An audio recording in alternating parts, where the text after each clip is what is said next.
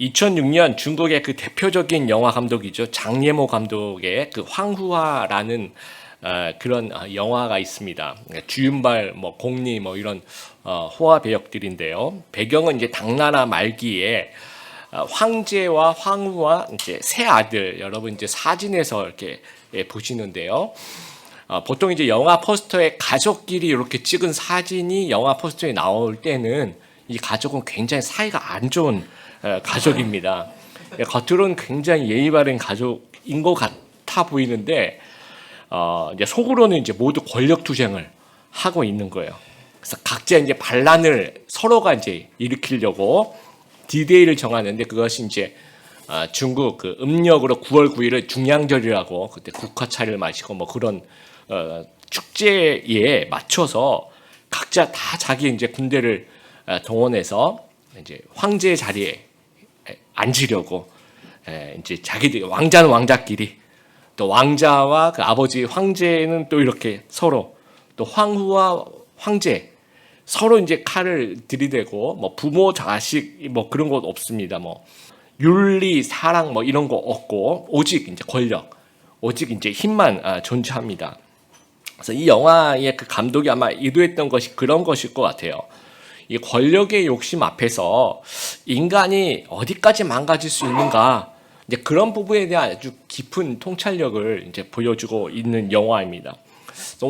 오늘 본문에 이제 왕자 압살롬이 그 반란을 일으키는 그런 이야기입니다. 그런 이야기가 사무엘하 13장부터 19장까지, 오늘 우리가 15장만 읽었는데요.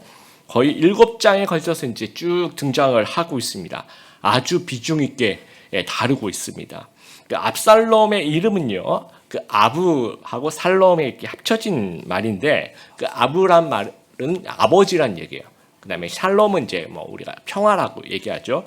그래서 아버지는 평화이시다 또는 아버지의 평화 이렇게 이름을 해석할 수 있는데, 삶은 정반대, 그 아버지의 평화하고는 정말 그 정반대의 삶을 살았습니다. 다윗 생의 후반부에 아주 이 부분이 큰 어떤 부분을 차지하고 있습니다. 가장 치명적인 반란이라고 이야기할 수 있어요. 그래서 압살롬의 반란이 원인은 무엇이며 과정이 어떻게 전개가 되고 있고 결말 이제 끝이 어떻게 되는지 왜 이렇게 비중 있게 다루고 있는지를 우리가 좀 살펴보면서 다윗 시리즈의 그 마지막 이야기를 좀 같이 나가도록 했으면 좋겠습니다. 첫 번째, 아무것도 안 하고 가만히 내버려 두면 최악의 결과를 맞게 됩니다. 반란의 원인을 살펴보면요, 뭐든지 갑자기 뭔가 생겨나진 않습니다. 압살롬이 갑자기 반란을 일으키진 않습니다. 어떤 원인이 존재하고 그것이 이제 점점 커져 나가게 됩니다. 그러니까 압살롬의 반역의 원인을 제공한 것은 다윗의 무관심과 방관이라고 이야기할 수가 있습니다. 다윗이 아들들이 굉장히 많았는데요. 제일 첫째 아들이 암논이라는 아들이고 둘째 아들은 이제 길르압인데 이 아들은 조금 일찍 죽은 것 같습니다. 그리고 셋째가 이제 압살롬이고 넷째가 이제 아도니아. 그러면서 이제 그 이후에 아들들이 굉장히 많은데 이 아들들이 대부분 이제 엄마가 다른 그런 아들들입니다. 사무엘 하 13장부터 이제 이 이야기가 나오는데요. 암논과 다말 사건이 나옵니다. 왕자 암논이 그 배다른 공주죠. 다말을 이제 강간을 하게 됩니다. 그러면서 이제 그때 다윗이 그 아무런 조치를 취하지 않아요. 그 나쁜 일을 한 그 아들한테도 뭐라고 하지 않고요. 그래서 그 다말의 오빠인 이제 압살롬이 이제 조용히 복수를 준비합니다. 아주 조용히 그 복수 준비한 사람이 굉장히 무서운 사람입니다. 2년 동안 꼭 참고 있다가 2년쯤 지나니까 사람들의 기억력이 조금 사라질 듯할 때 양털 깎는 축제가 있어서 왕자들 다 초대합니다. 뭐 암논만 초대한 것이 아니라 다 초대하니까 이제 의심 없이 다 같이 오죠. 그래서 잔치를 벌이면서 그 자기 여동생을 나쁜 일을 했었던 그 암논을 확 죽여버립니다. 그리고 난 다음에 이 압살롬은 자기 어머니가 이제 그수랑 달메의 딸인데 그술이라는 나라 그 근처에 있는 그 외국 나라로 친정으로 이제 망명을 하게 됩니다. 다윗은 이때도 방관을 하는 거죠. 뭐 어떤 조치를 취하지 않습니다. 그러면서 한 3년쯤 지나니까 이제 다윗이 압살롬을 그리워해요. 그 모습을 요압 장군이 보고 외국에 있던 압살롬을 설득해서 이렇게 데리고 옵니다. 그러면 이제 둘이서 용서하고 화해하고 아니면 뭐 벌을 주든지 하여튼 뭔가 조치를 취해야 되는데, 다윗은 압살롬을 이렇게 왕궁에서 만나서 뭔가를 하지 않고 그냥 집으로 돌려보내요. 그러면서 2년 동안 또 방치를 하게 됩니다. 그래서 이제 2년 지난 다음에 마지못해서 서로 만나서 아주 어색한 그런 인사를 나누는 정도에 마치게 돼요. 이때부터 아마 압살롬은 이제 마음속에서 안 되겠다. 이런 자가 왕이 되어서는 안 되겠다. 내가 왕이 되어야 되겠다라는 반란을 준비하고 왔습니다. 여러분, 화단을 망치는 가장 효과적인 방법은 뭐 꽃을 꺾거나 뭐 나무를 자르거나 뭐 아니면 화단에 돌을 던지거나 그런 방법도 있지만, 더 쉽고 효과적인 방법은 그냥 내버려 두는 거야. 아무것도 안 하는 거죠. 그러면 이 잡초들이 자라기 시작하면서 그냥 스스로 그냥 빠른 시일 내에 다 망가지게 됩니다. 다윗도 이 암논이 다말을 강간했을 때 그때 이제 뭔가를 했어야 되는 거죠. 압살롬이 암논을 죽였을 때, 그리고 망명을 했을 때, 그리고 돌아왔을 때, 그때 뭔가를 하지 않고 그냥 가만히 내버려둔, 방관하고 있는 겁니다.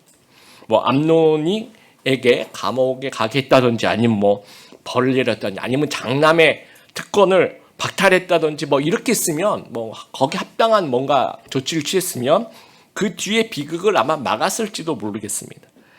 그리고 압살롬이 이제 자기 형을 죽이고 망명하고, 또 그럴 때도 가만히 있고, 또 보고 싶다고 하면서 막상 돌아왔는데 그대로 놔둬요 또.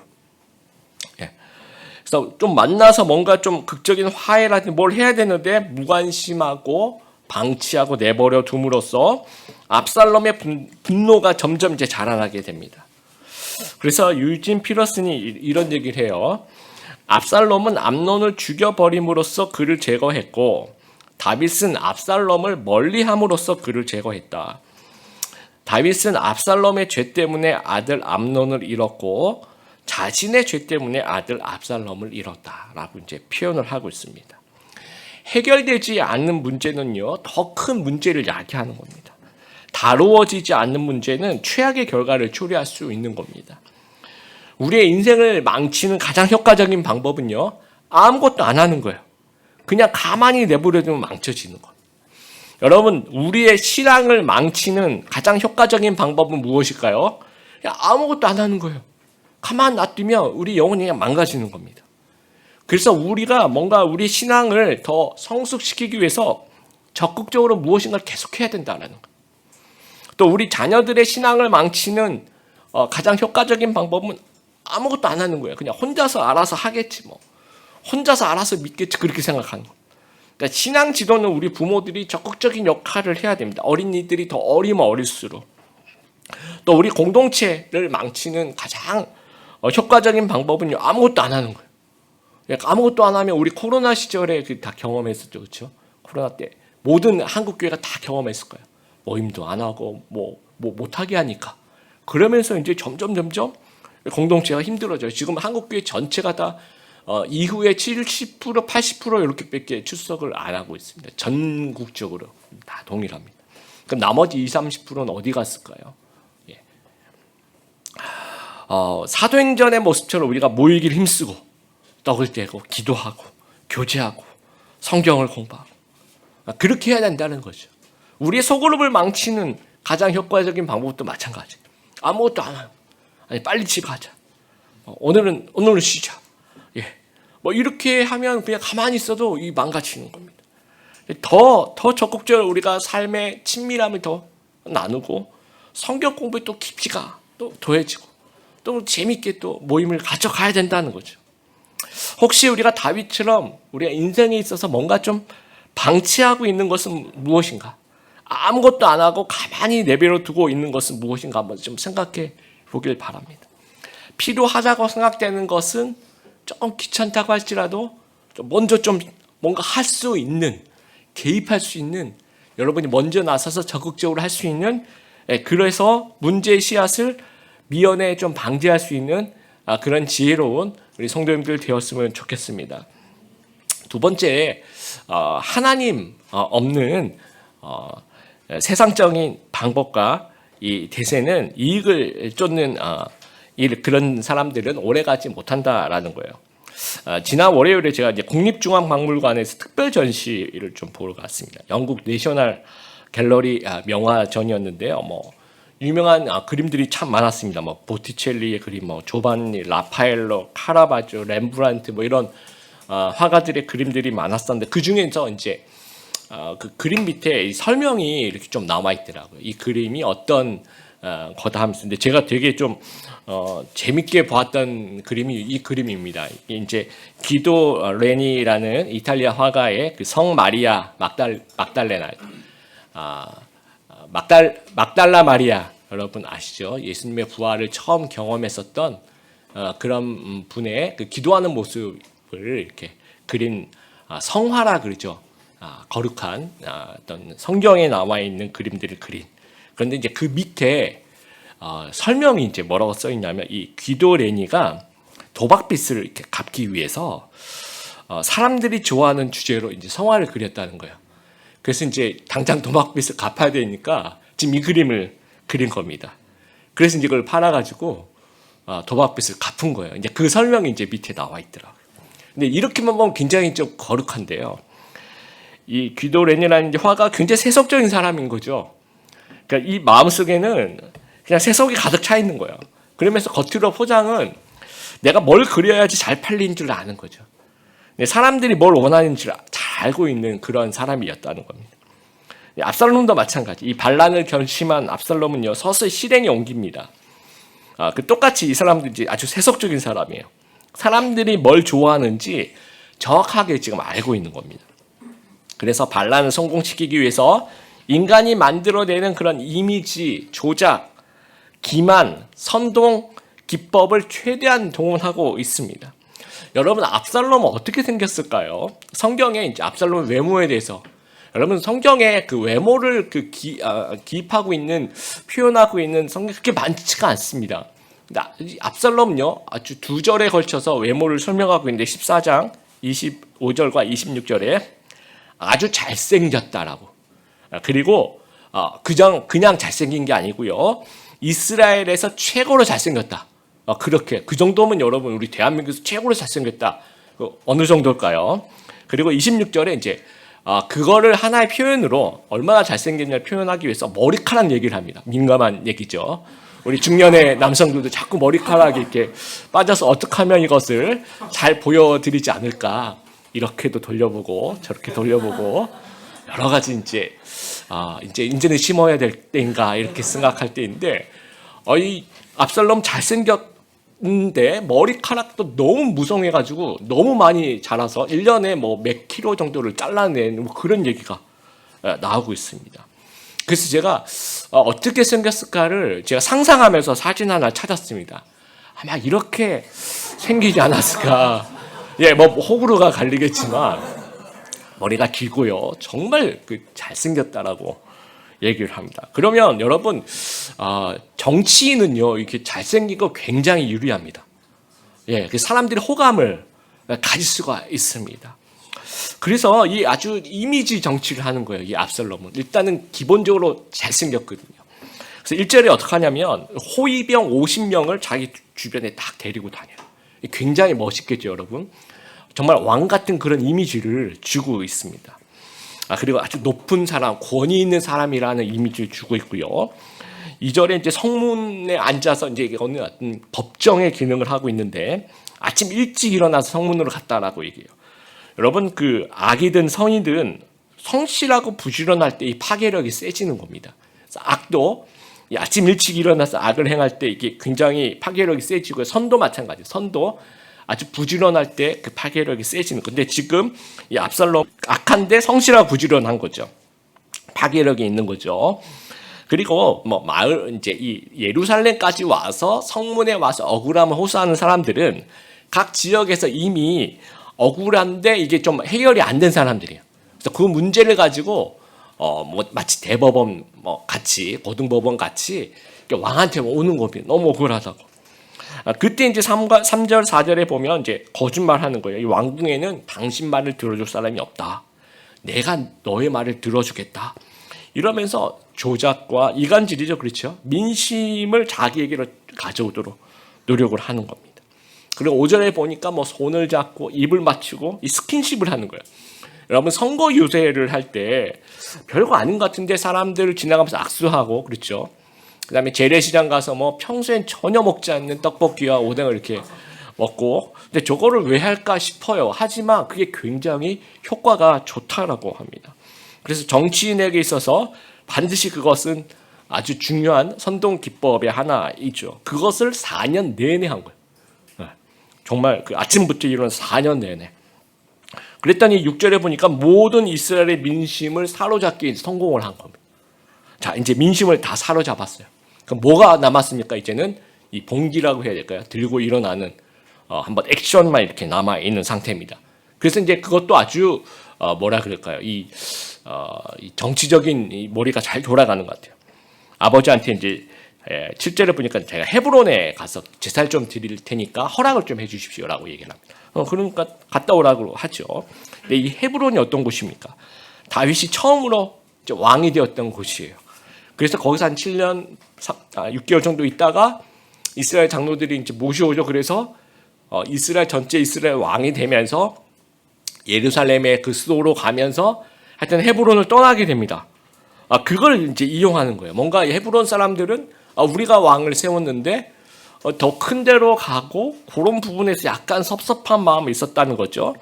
거기에 가서 이 섭섭했을 유다 지파를 집중적으로 이제 공략을 하는 겁니다. 겉멋을 누구한 거예요. 그리고 이 11절에 이제 고위층 200명을 초대하는데 이게 진짜 엄청난 정치 공작입니다. 그 200명은 처음에 자기가 이 반란에 뭔가 이렇게 초대받았다는 사실 자체를 모르는 거예요. 그리고 이제 앉아 있는데 같이 뭐 제사 드리고 이제 잔치를 하는 거죠. 그런데 갑자기 왕을 선포합니다. 그러면 이건 공범이 되는 거예요. 이 반란에 같이 이제 반란을 일으킨 공범이 되는 겁니다. 이게 굉장히 애매합니다. 200명이 그럼 나는 왕한테 가서 저는 그냥 몰랐습니다. 이렇게 얘기했을 때 그걸 누가 들어주느냐는 거죠. 그리고 그 상태로 압살롬에게 굉장히 유리한 상태로 넘어가면 그 200명 그냥 가만히 있을 확률이 굉장히 높다라는 겁니다. 그래서 어차피 공범으로 몰릴 바에는 나를 위해서라도 그 압살롬을 밀어줘야 되는 그런 상황으로 가도록 이렇게 가는 겁니다. 그리고 12절에 이제 이 제갈 공명과 같은 모사 아히도벨을 압살롬 편으로 드립니다. 이게 킹메이커를 데리고 오는 거죠. 그래서 이 흐름과 제사가 압살롬 편으로 확 기르게 되는 겁니다. 이 불나방 같이 이익을 쫓는 자들이 이제 모여들기 시작하죠. 그리고 이제 12절 마지막 부분에 반역하는 일이 커감에 압살롬에게로 돌아오는 백성이 많아지니라. 이렇게 되면 계속 많아지니까 더 압살롬이 세력이 더 불어나게 짧은 시간에 그것이 이제 이익이죠. 여기 압살롬에게 좀 협조하는 사람은 큰 이익을 얻을 수 있다라고 생각하는 거죠. 엄청난 동기부여입니다. 이렇게 되면 아주 빠른 시일 내에 세력이 불어날 수 있어요. 그런데 단점은요. 그런데 이익이 만약에 없어지잖아요. 그러면 이제 이것도 인기도 아주 짧은 시간에 확 없어진다는. 사무엘하 이제 18장에 보면 드디어 압살롬의 군대와 다윗의 군대가 큰 전쟁을 벌이게 됩니다. 그때 이제 다윗의 부하들이 승리를 하게 되죠. 그래서 압살롬이 이제 도망을 가는데요. 그 당시 이제 왕자들이 타던 이제 노새를 타고 도망을 가다가 이 상수리 나무 밑을 이렇게 지나가다가 이 머리카락이 아까 얘기한 머리카락이 아주 수심한 이 머리카락이 이제 상수리 나무에 걸립니다. 그러면 이제 머리카락에 걸리면 이 타고 있던 노새가 그냥 쓱 지나가겠죠. 그 공중에 이렇게 걸리는 겁니다. 근데 이제 머리숱이 얼마나 이렇게 많았으면 그게 안 떨어지고 계속해서 걸려 있는데 이 상황에서 다른 사람들은 다 도망가고요. 누가 도와주러 온 사람이 없어요. 정상적인 왕이라면 여러분 호위병들이 어떻게든 둘러싸고 그렇죠. 지키는 장수들이 둘러싸서 어떻게든 그걸 보호하려고 노력을 할 텐데 아무도 도와주는 사람 없이 그냥 갑니다. 그리고 다윗의 군대가 와서 보고 왕의 아들이니까 내가 지금 죽이지 말고 보고부터 해야 되겠다면서 바로 죽이지 않고 보고를 또 해요. 그러면 상당히 오랜 시간 매달려 있는 겁니다. 상당히 많은 오랜 시간 매달려 있으면서 외롭게 죽어가는 거예요. 결국 그 아무도 와서 도와준 사람 없이. 여러분, 내가 가장 자랑하는 이 머리카락이 그게 걸려서 그것 때문에 죽을 수 있다라는 거예요. 내가 가장 자랑하는 이 세상적인 그런 재능이 그것이 오히려 나를 어렵게 할 수 있다라는 겁니다. 그래서 우리가 흐름을 탔을 때는, 아주 인기가 좋았을 때는 온 이스라엘이 이제 막 난리가 났는데요. 대세가 길어지니까 언제 그러냐는 듯이 다 도망갑니다. 그리고 압살롬 뒤에는 아무도 안 남아 있는 거죠. 이것이 하나님 없는 그 세상적인 방법, 대세, 이익을 쫓는 자, 이게 오래가지 못하는 거죠. 조선시대에 하늘을 낸 부자라고 얘기하는 임상옥이라는 사람이 있습니다. 이 사람이 이제 재산이 너무 많아서 이 돈 계산하는 사람, 부기를 하는 사람만 70년 정도 됐다라고 합니다. 그러니까 임금님보다 더 부자다. 우리나라 그 드라마에서도 아마 등장했었던 그런 분인데, 이제 이분이 큰 부자가 되는 법, 돈을 많이 버는 방법을 이제 얘기를 했어요. 근데 이제 편법을 사용해서는 이제 속이고 아니면 이용한다든지 그런 거 있잖아요. 원산지 속이고 원료 속이고 그래가지고는 절대로 돈을 많이 벌 수 없다라고 합니다. 왜냐하면 처음에는 그게 좀 단기적으로는 속일 수가 있는데 장기적으로 보면 다시는 거래를 안 한다는 거죠. 이렇게 속으면. 그러니까 오히려 더 가난해진다라는 거죠. 그래서 이제 이분이 하는 얘기가 이제 전공법이에요. 결국은 정직하고 신용을 줘야 된다라고 얘기를 합니다. 그것이 돈을 잘 버는 방법이라고 이야기를 해요. 그러면서 이런 얘기를 합니다. 장사는 이문을 남기는 것이 아니라 사람을 남기는 것이다 라는 아주 유명한 말을 남겼습니다. 큰 부자들은 그렇게 생각한다는 거예요. 큰 부자들은 이렇게 편법을 사용하지 않고 이 전공법을 사용한다는 거예요. 정직과 신용.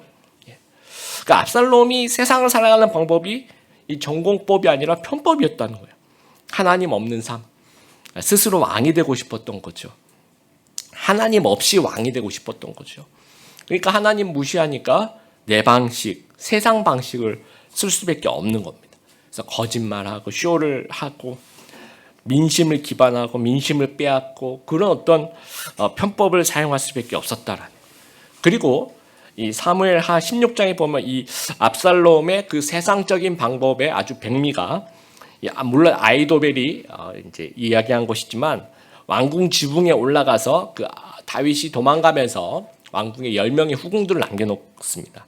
그 아버지 후궁들과 잠자리를 가지라고 이제 얘기를 해요. 그러면서 실제로 그 왕궁 그 옥상에 사람들이 다 보게 해서 공개적으로 그 아버지 후궁들과 잠자리를 갖게 됩니다. 그게 뭐냐면 그래야지 이제 쿠데타가 성공한다는 거예요. 그 아들이 아버지의 그런 잠자리를 범한다. 그럼 이제 아버지 아들은 완전히 갈 때까지 갔다. 이 압살롬은 아버지 다윗을 그렇게 미워한다. 그것을 세상에 공포하라는 겁니다. 그래야지 백성들이 압살롬의 말을 듣는다는 거예요. 아주 전형적인 세상의 마인드입니다. 그래서 주위에 아주 세속적이고 욕심에 이끌리는 사람들이 이제 몰려오는 거예요. 그런 어떤 모습이 있다면. 그리고 그런 세속적이고 욕심에 이끌리는 사람들은 몰려오고 또 몰려가고 시간이 지나면 싹 없어지는 거죠. 우리 성도님들도 혹시 압살롬 같은 그런 마인드, 하나님의 도움이 필요 없고 내가 충분히 뭔가 할 수 있다라고 생각한다면 이게 전형적인 세상 마인드죠. 온갖 편법을 가지고 또는 어떤 꾀로 승부하고 대세를 쫓고 이익을 쫓고 세상을 따라간다면 처음에는 잘 될 수도 있을 것입니다. 하지만 한순간에 무너질 수 있다는 걸 기억하게 되길 바랍니다. 그래서 압살롬처럼 살면 끝은 결국 망하는 거예요. 하나님 없는 편법을 좀 버리게 되길 바랍니다. 그리고 하나님과 함께하는 그 전공법을 배우게 되길 바랍니다. 그래서 그 하나님과 함께하는 전공법이 이제 다윗의 모습인데요. 겉모습수하는 이 압살롬보다 그 하나님의 방식대로 순리대로 하나님을 의지하는 다윗이 이제 결국 승리를 하게 됩니다. 압살롬의 모습과 다윗의 모습이 정말 대조적입니다. 압살롬은요 세상 방법을 의지하는데 다윗은 하나님을 의지해요. 시편 3편에 보면 제목이 그렇습니다. 다윗이 그의 아들 압살롬을 피할 때 지은 시라고 되어 있습니다. 여러분 3절 제가 읽어볼게요. 그러나 여호와여 주는 나의 방패시며 나의 영광이시고 내 머리를 드시는 분이십니다. 지금 압살롬에게 쫓겨가고 있는데 다윗은 하나님을 지금 의지하고 있는 겁니다. 그리고 5절 보세요. 내가 저녁에 누워 잠을 자고 아침에 다시 깨어나는 것은 여호와께서 나를 지켜주시기 때문입니다. 여러분 이런 그 위급한 상황에 잠이 오는 것 같아요. 여러분 그 정말 위급한 상황에 잠을 잘 수 있는 것은 이건 굉장한 뭐라 그럴까요? 마음의 평안이 있기 때문이에요. 믿는 구석이 있기 때문이죠. 그러니까 하나님을 신뢰하는 자에게 하나님이 잠을 주시는 겁니다. 6절 수천 수만 명의 적들이 사방으로 나를 둘러싸더라도 나는 두려워하지 않을 것입니다 라고 다윗은 선포를 하고 있습니다. 그리고 8절 구원은 여호와께 있으니 주의 복을 주의 백성에게 내려주시옵소서라고 그렇게 고백하고 있다는 거예요. 그래서 다윗이 하나님을 의지하고 슬픈 가운데서도 평안함을 유지하고 그러니까 편법이 아닌 전공법을 사용하는 거예요. 굉장히 담대합니다. 순리대로 이제 일처를 해요. 그것이 크게 이제 세 가지 모습에서 나타나는데 첫 번째는요. 14절에 이제 예루살렘을 비우고 우리가 다른 데로 나가자라고 얘기합니다. 이상하지 않습니까? 여러분 전에 제가 예루살렘 얘기할 때 천의 요새라고 말씀드렸잖아요. 지금 적들이라고 얘기하는 반란군들은 헤브론에 있는 거예요. 그러면 예루살렘의 문을 딱 걸어놓고 공성전을 하면 되지 않습니까? 그렇죠? 그런데 14절에 이제 다윗이 뭐라고 얘기하냐면요. 혹시나 이 칼날로 성읍을 칠까 하노라. 예, 혹시나 백성들이 다칠까봐 이제 하나님이 나를 구원해 주실 거라는 그 신뢰를 가지고 조금 더 조급하지 않습니다. 그런 공성전의 과정에서 혹시나 백성들이 다칠까봐 아주 대인배 같은 모습, 그냥 우리가 먼저 나가자 이렇게 나가게 됩니다. 그리고 두 번째, 친구들이 찾아와요. 다윗은 어려울 때 함께하기 위해 친구들이 찾아와요. 누가 찾아오냐면요. 가드 사람 이때라는 사람이 찾아와요. 가드 사람이라는 것은 이제 블레셋 망명 시절에 사귄 친구일 겁니다. 그런데 여러분 생각하세요. 여러분이 이제 반란군에 쫓겨요. 목숨이 왔다 갔다 해요. 그런데 누군가 날 군대를 데리고 돌아온 거예요. 그러면 얼마나 고맙겠어요, 여러분. 그래서 그래, 너무 고맙다. 날 좀 지켜다오. 이럴 것 같은데 다윗은요, 돌아가라고 얘기합니다. 왜 돌아가라고 얘기할까요? 혹시 나를 도와줬다가 내가 혹시 죽으면, 그렇죠, 다윗이 혹시 잘못되면 이 친구한테 화가 끼칠까봐, 망명자에게 불이익이 생길까봐 하는. 그러니까 이때는 다윗을 정말 우정으로 생각하고 있고요. 다윗도 지금 내가 죽을 위기에 있는데도 불구하고 또 우정으로 이를 대하고 있는 거예요. 그리고 사독과 아비아달 그 제사장들 다 옵니다. 그냥 오는 게 아니라 법궤를 메고 와요. 왕을 따라오겠다. 그러니까 너무 고맙죠. 다윗 왕이 사독과 아비아달 제사장에게 다시 성안으로 가라고 얘기해요. 법궤도 같이 가라고 얘기합니다. 왜냐하면 이게 지금 내전이잖아요, 그렇죠? 또 법궤가 이렇게 떠돌게 될까봐 이제 그걸 걱정하는 거예요. 그리고 제사를 또 우리는 전쟁을 하지만 제사를 또 드려야 되잖아요. 그걸 걱정하고 있는 거죠. 그리고 세 번째 이제 기도를 하게 됩니다. 사무엘하 15장 31절 다윗에게 아히도벨이 압살롬 쪽으로 넘어갔다 누가 얘기를 합니다. 그랬더니 기도를 해요. 여호와시여, 아히도벨의 계획을 어리석은 것으로 만들어 주십시오라고 하나님께 기도를 해요. 그래서 아히도벨을 가진 압살롬은 세상의 지혜를 의존하고요. 다윗은 아히도벨이 없지만 하나님을 의존하고 있는 겁니다. 그렇기 때문에 기도를 하는 거예요.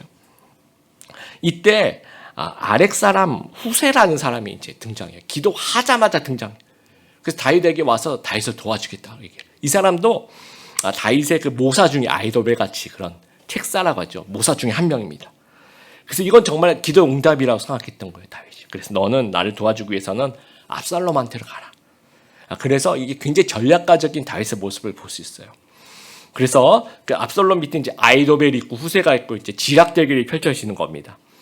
아히도벨은 지금 당장 속공을 해야 됩니다. 지금 전열이 갖춰지지 않을 때 당장 가서 쳐야 됩니다라고 얘기를 하고, 후세는 다윗에게 유리하게 아주 천천히 병력을 아주 많이 모아서 천천히 가서 이제 한 방 딱 이렇게 칩시다라고 얘기를 하는. 근데 물론 이제 아이도벨이 말이 맞아요. 이제 속공을 했으면 정말 끝나는 겁니다. 근데 결정을 압살롬이 하는 거예요. 결국은 모사의 말을 듣고 결정은 이제 왕이 하는 거잖아요. 그래서 이 결정을 할 때 하나님께서 도와주시죠. 기도를 응답하시죠.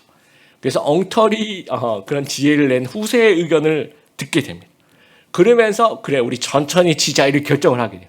여기서 이제 전쟁이 끝나는 겁니다. 그래서 아이도벨이 이제 상황을 판단하는 거. 내가 이제 천천히 치면 우린 다 죽겠구나. 그리고 자기의 의견이 이렇게 되지 않고 잘못된 의견을 압살롬이 선택하면서 이 전쟁이 끝났다는 것을 이미 알고 자기 집으로 돌아가서 고향에 돌아가서 정리하고 그게 죽어요. 결국 하나님을 의지하며 순리대로 행동한 그 다윗이 승리를 하는 겁니다. 그래서 승리한 다윗은 다시 예루살렘으로 돌아옵니다. 여러분 압살롬의 반란을 대처하는 그 다윗의 모습에서 보여주는 이 세 가지 우리가 좀 생각해 봐야 될 부분들이 있어요. 첫 번째는 경험인데요. 다윗은 경험으로 하나님을 알고 있는 거예요. 광야에서 전쟁터에서 함께 하신 하나님. 그러니까 이전의 경험으로 지금의 경험을 해석하는 겁니다. 그래서 이전의 도우심이 지금의 도우심과 승리로 이어질 것들에 대한 기대감이 있는 거예요. 그래서 믿음의 산전수전이란 말이 있죠. 그렇죠? 믿음으로 산전수전을 다 겪은 거예요. 그러니까 우리도 이전에 그런 믿음의 산전수전의 그 경험들 통해서 우리의 그 다음 관계, 우리의 그 현실을 좀 믿음의 눈으로 유추해 나가는 그런 저희들이 되었으면 좋겠습니다. 이렇게 경험으로 어떤 하나님의 일하심을 알게 되면 이 달관의 경지에 들어가게 됩니다. 아까도 여러분 우리가 말씀을 보면서 보았지만 지금 다윗은 지고 있어요. 게임으로 보면 압살롬은 막 이기고 있고 엄청 많이 이기고 있고 다윗은 엄청 많이 지고 있는 거예요. 그런데 다윗은 지고 있으면서도 아주 침착해요. 전혀 떨지도 않고요. 잠도 잘 자고 있고 여유가 있어요. 왜냐하면 이 믿음은요. 또 우리 아까 경험이라고 얘기했던 거 이것은 뛰어넘게 하는 속성이 있어요. 뭔가 초월하게 만드는 거죠. 뭔가 달관의 경지에 오르는 우리의 감정을 초월하게 하고 우리의 생각을 초월하게 하고요. 우리의 인식을 초월하게 하는 겁니다. 그래서 지고 있는데 전혀 지지 않아요. 그래서 객관적인 상태로 들어가는 거예요. 그러니까 지금 이 다윗의 모습이 주관적, 객관적 이건 어떤 의미냐면 주관적 이러면 이제 나는 큰일 났어, 난 죽었어, 나는 이제 어떻게 이런 어떤 모습이어야 하잖아요. 자기한테 불똥이 떨어진 것인데 마치 자기 일이 아닌 것처럼 대처해요. 친구가 날 도와주러 왔는데도 아니야, 넌 돌아가 이렇게 얘기를 해요. 또 제사장들도 돌아가라고 얘기를 합니다. 마치 그러니까 이기적인 모습이 아니라 굉장히 이타적인 모습인 거예요. 굉장히 멋있는 모습이라는 거예요. 이 멋이 어디서 났냐는 거죠. 아들의 반란을 때문에 도망가는 사람이 전혀 아닌 모습이라는 거죠. 이런 침착과 여유, 이것은 아까 계속 이어진 겁니다. 경험으로 인해서 믿음으로 이게 뭔가를 초월하는 것들. 그러면서 이제 객관적인 어떤 모습을 취하는 거예요. 어떤 그릇 자체가 다른 사람이 된다라는 거예요. 이런 모습들을 우리가 좀 기억해 보기 바랍니다. 우리가 어떤 하나님을 경험하는 것들. 그러면서 그 경험이 우리의 현실을 좀 초월하게 만들고. 그래서 나는 좀 객관적인 사람이 되는 거예요. 전혀 떨지 않고 잠도 푹 자고 이건 그냥 상황이야. 이건 하나님이 알아서 해주시는 거야. 하나님께 맡기고 순리대로 우리는 가면 되는 거야. 이런 모습이 된다는 거예요. 그러니까 믿음의 사람의 성숙한 모습이 된다라는 겁니다. 그러다 보면 위기가 기회로 바뀌게 되는 거예요. 이것이 그 다윗의 생애 후반부에 계속 보여주는 그런 방법이에요. 그래서 우리 이렇게 다윗처럼 좀 이러한 성숙의 길을 걸어갈 수 있는 그런 귀한 우리 성도님들 되시길 바랍니다. 의인의 길을 걸어갈 수 있는. 그래서 하나님께서 형통하게 하시는 귀한 하나님의 백성들 되시길 바랍니다. 그래서 다윗의 시리즈를 좀 마감을 합니다. 우리 다윗처럼 하나님의 마음에 합한 사람 다 되시길 바랍니다. 그리고 나의 시편이 있는 그런 신앙생활을 하시는 우리 성도님들 되길 바라요. 어떠한 상황에서도 찬양하고 예배하는 사람. 예배로 우리의 삶의 문제를 좀 해결할 수 있는. 여러분, 앞으로 어떠한 어려움이 있더라도 내가 예배로 하나님께 나아감으로써 그 모든 것을 좀 해결해 나갈 수 있는 시편이 있는 그런 삶. 그래서 아까 이 경험과 또 초월과 이 객관의 사람, 성숙한 사람 다 되시기를 주님의 이름으로 축복합니다.